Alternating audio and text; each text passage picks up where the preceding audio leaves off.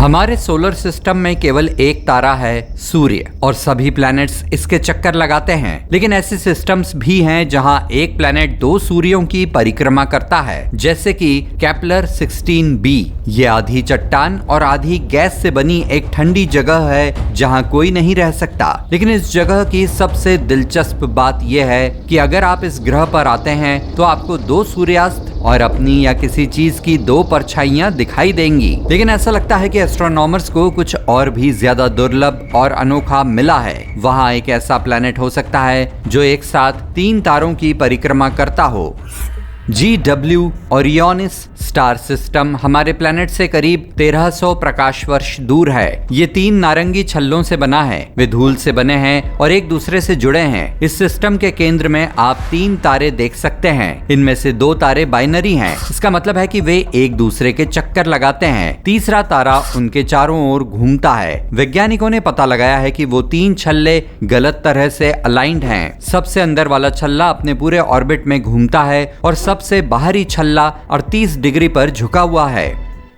इसलिए एस्ट्रोनॉमर्स ने 2 थ्योरीज दी। पहली थ्योरी के मुताबिक 3 सूर्यों ने पूरे सिस्टम के केंद्र में टॉर्क फोर्स बनाया, जिसके कारण इन छल्लों में ब्रेक आया। टॉर्क एक ऐसा ग्रेविटेशनल फोर्स है जो हमेशा केंद्र की ओर काम करता है। लेकिन कुछ समय बाद इस थ्योरी को खारिज कर दिया गया। इन छल्लों में इतना टर्ब्यूलेंस नहीं था जिससे ये थ्योरी सही साबित हो पाती। दूसरी थ्योरी ने दावा किया कि ये घटना इसलिए हो सकती है क्योंकि इनमें से एक छल्ले के अंदर एक प्लैनेट बन गया हो। एक नया प्लैनेट इस 3 रिंग सिस्टम के ग्रेविटेशनल फोर्स पर असर डाल सकता है और इनके इतने दूर फैले होने का कारण बन सकता है। धूल के बादल में एक बड़ा गैप है। इसके साइज के आधार पर हम जिस प्लैनेट के बारे में बात कर रहे हैं वो हमारे बृहस्पति के साइज जितना एक बड़ा गैस जायंट होना चाहिए। सभी स्पेस ऑब्जेक्ट्स इसलिए बने हैं क्योंकि ग्रेविटी मैटर को एक साथ खींच कर रखती है। अगर शुरुआत में थोड़ा सा भी घुमाव होता तो समय के साथ स्पिन रेट बढ़ जाता है, खासकर जब कोई ऑब्जेक्ट ढहने लगता है। इसलिए सभी स्पेस ऑब्जेक्ट्स घूमते रहते हैं, जिनमें धूल के कण और यहाँ तक कि ब्लैक होल्स भी शामिल हैं। हॉकिंग रेडिएशन नाम की एक चीज के कारण ब्लैक होल्स अपना मास खो देते हैं। उनके इवेंट होराइजन छोटे होते जा रहे हैं, लेकिन ये प्रोसेस बहुत धीमा होता है। किसी ब्लैक होल का इवेंट होराइजन वो पॉइंट है जहाँ से वापस लौटा नहीं जा सकता। ये एक तरह की सीमा है जो ब्लैक होल के चारों ओर होती है और एक बार इस सीमा को पार करने के बाद चाहे लाइट हो या रेडिएशन कुछ भी नहीं बच सकता। एक एवरेज ब्लैक होल को पूरी तरह से गायब होने के लिए हमारे यूनिवर्स की उम्र से अरबों गुना ज्यादा समय लगेगा। हमारे घर मिल्की वे गैलेक्सी में एक सुपर मैसिव ब्लैक होल भी हो सकता है, लेकिन हमें कोई खतरा नहीं है। सबसे करीबी बड़े ब्लैक होल्स में से एक हमसे 20,000 प्रकाश वर्ष की दूरी पर हो सकता है। ब्लैक होल से पैदा होने वाले इफेक्ट्स को दूर से ऑब्जर्व करना सुरक्षित है। प्रॉब्लम्स तब शुरू होती हैं जब बेहद ज्यादा ग्रेविटेशनल फोर्स की वजह से आप उनके बहुत करीब आ जाते हैं। गैलेक्सीज एक दूसरे को निगल सकती हैं, जो कि समय के साथ उनके विकसित होने के तरीकों में से एक है। हमारे सबसे करीबी पड़ोसी को एंड्रोमेडा कहते हैं और ये फिलहाल अपनी सैटेलाइट गैलेक्सीज में से एक को धीरे धीरे निगल रही है। अतीत में एंड्रोमेडा कम से कम 2 गैलेक्सी को खत्म कर चुकी है। इस गैलेक्सी में बहुत सारे तारों के क्लस्टर बिखरे हुए हैं। एंड्रोमेडा ने इन तारों को दूसरी गैलेक्सी से चुराया होगा। वैज्ञानिकों ने आखिरकार उन तारों की पहचान कर ली है। उन्होंने उन्हें अरबों साल पहले हुए गैलेक्सी मर्जर्स तक ट्रैक कर लिया है।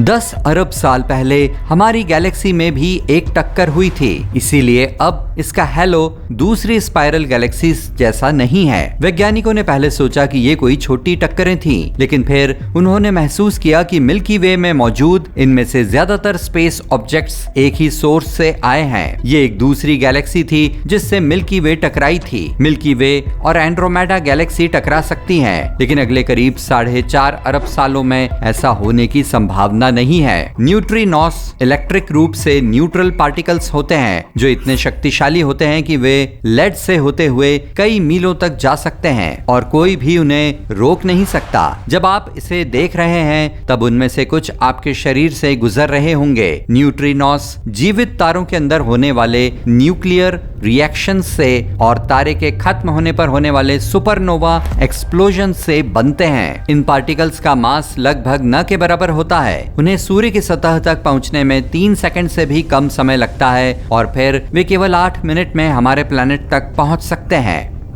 पृथ्वी से लगभग 90 प्रकाश वर्ष दूर एक प्लैनेट मौजूद है जिसका नाम TOI 1231b है। ये हमारे नेपच्यून के जैसा है। ये एक गैस जायंट है, लेकिन सबसे दिलचस्प बात यह है कि इस ग्रह का एटमॉस्फेयर काफी समृद्ध हो सकता है। ये प्लैनेट पृथ्वी से 3.5 गुना बड़ा है और ये उससे थोड़ा ज्यादा गर्म है, जिसकी हमें आदत है, करीब 57 डिग्री सेल्सियस। ये हमारे सूर्य से छोटे एक लाल बौने तारे की परिक्रमा करता है, लेकिन ये तारा भी काफी पुराना है। इस प्लैनेट पर एक साल पृथ्वी के 24 दिनों जितना होता है। भले ही प्लैनेट अपने पेरेंट स्टार के पास है, फिर भी ये काफी ठंडा रहता है। ऐसा इसलिए है क्योंकि इसका तारा भी ठंडा है। एस्ट्रोनॉमर्स को लगता है कि उन्होंने इस रहस्य भरे प्लैनेट के एटमॉस्फेयर में बादल देखे हैं और हो सकता है कि वे पानी से बने हों।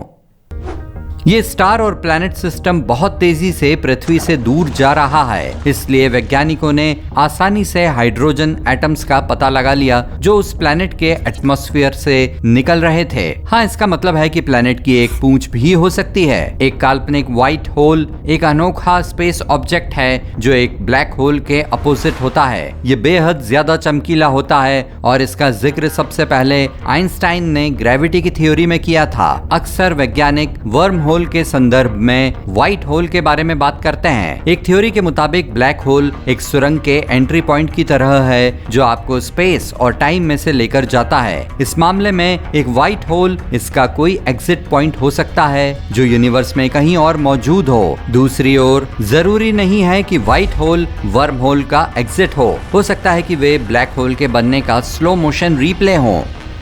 तो किसी ब्लैक होल के बनने की शुरुआत एक पुराने और भारी तारे से होती है। अपने वजन की वजह से खत्म हो जाने के बाद यह आमतौर पर एक ब्लैक होल में बदल जाता है, लेकिन कभी कभी क्वांटम प्रोसेसेस किसी तारे को ब्लैक होल में नहीं बदलते हैं। इसके बजाय वे एक व्हाइट होल बनाते हैं जो ओरिजिनल तारे के मैटर को फिर से बाहर निकालना शुरू कर देता है। लेकिन अभी तक ये सिर्फ एक थ्योरी है। मंगल और शुक्र जैसे कुछ प्लैनेट्स का मौसम बहुत खराब होता है जिसमें शक्तिशाली तूफान आते हैं और उतना ही तेज एक अंतरिक्ष तूफान पृथ्वी पर आ सकता था। यह हवा का बहुत बड़ा तूफान था जिसका मास करीब 1000 किलोमीटर था। सैटेलाइट्स ने तूफान को उत्तरी ध्रुव से सैकड़ों मील ऊपर पृथ्वी के ऊपरी एटमॉस्फेयर में कहीं देखा था। ये तूफान पानी नहीं बल्कि इलेक्ट्रॉन्स की बारिश कर रहा था। खत्म होने से पहले ये लगभग 8 घंटे तक चला। ये काउंटर क्लॉकवाइज डायरेक्शन में घूम रहा था। ये मुमकिन है कि यूरेनस के आसपास के चंद्रमाओं की सतह के नीचे महासागर छिपे हों। वैज्ञानिक बृहस्पति के चंद्रमा यूरोपा और शनि के चंद्रमा एन्सेल्स पर भी महासागरों की जांच कर रहे हैं। ये महासागर चंद्रमा की बर्फीली परत के नीचे छिपे हुए हैं। यूरेनस के 27 चंद्रमा हैं। उनमें से 5 खास तौर से बड़े हैं। वे हैं अम्ब्रियल, टाइटेनिया, ओबेरॉन, मिरांडा और एरियल। 1980 के दशक में जब लोगों ने इन 5 चंद्रमाओं की कुछ तस्वीरें पाने के लिए वॉयेजर 2 को भेजा तो वैज्ञानिकों ने पाया कि वहां बहुत सारे क्रेटर थे और वे बर्फ और चट्टान से बने थे। एस्ट्रोनॉमर्स को तब मिली तस्वीरों में भी लिक्विड वाटर के साइन दिखाई दिए। ये चंद्रमा की गहराई से निकल रहा था और सतह पर जम रहा था। सबसे मुमकिन एक्सप्लेनेशंस में से एक ये थी कि सतह के नीचे के महासागर हैं। जैसे ही चंद्रमा किसी प्लैनेट के चारों ओर घूमता है, उस प्लैनेट का मैग्नेटिक फील्ड उसे खींचे रखता है। इसी तरह चंद्रमा अपने ऑर्बिट में रहता है। ये खिंचाव एक इलेक्ट्रिक करंट पैदा करता है जो एक मैग्नेटिक फील्ड में बदल जाता है। ऐसे मैग्नेटिक फील्ड को इंड्यूस्ड कहा जाता है और सब सरफेस ओशंस ही वो कारण हो सकते हैं जिससे ये इंड्यूस्ड फील्ड बनता है।